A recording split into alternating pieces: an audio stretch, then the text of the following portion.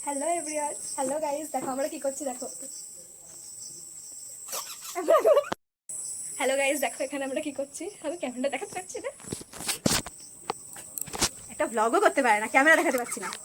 Everyone, তো ইনি হচ্ছেন তিথি সরকার। ইনি একটু আগে পড়তে এসেছিলেন, পড়াটা কমপ্লিট হয়ে গেছে। আর আমি একটা করছি বিশেষ কাজ, সেই কাজটি হচ্ছে জামা ফিটিংস করছি। কার জামা দেখে নিন, আমাদের ল্যাথখোর অয়ন সরকার।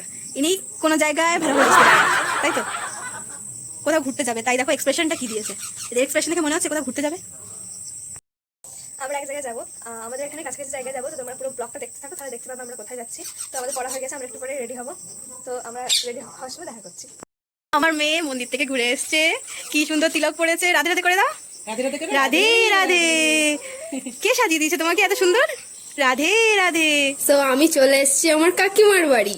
কাকিমার বাড়ি এসে দেখি এখানে আমাদের চিটু আছে।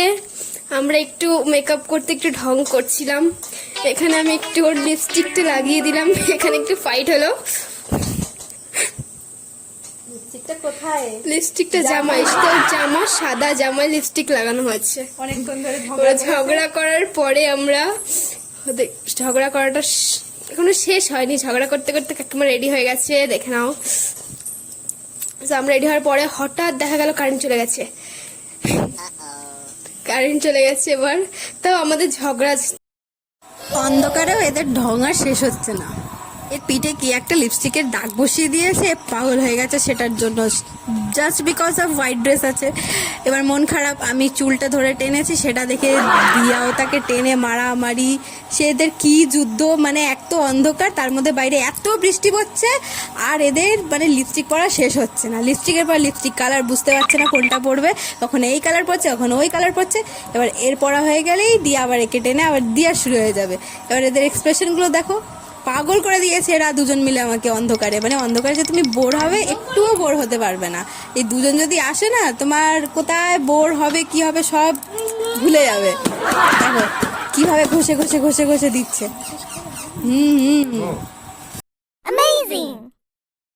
সো ফাইনালি আমরা এই ঝড় বৃষ্টির মধ্যে ছাতা নিয়ে তিনজনে বেরিয়ে পড়েছি হাঁটতে হাঁটতে মন্দিরের পথে। কিন্তু আমাদের জামা কাপড় সব ভিজে গেছে, তাও আমরা যাওয়া বন্ধ করব না, আমরা এগিয়ে চলবো।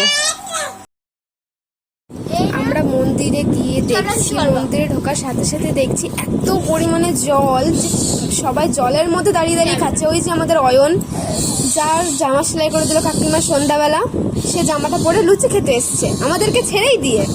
আর যতবার অয়নকে দেখছি ততবার চিটুর মা এসে সামনে হাজির। চিটু এইদিকে সুদেবের সাথে কথা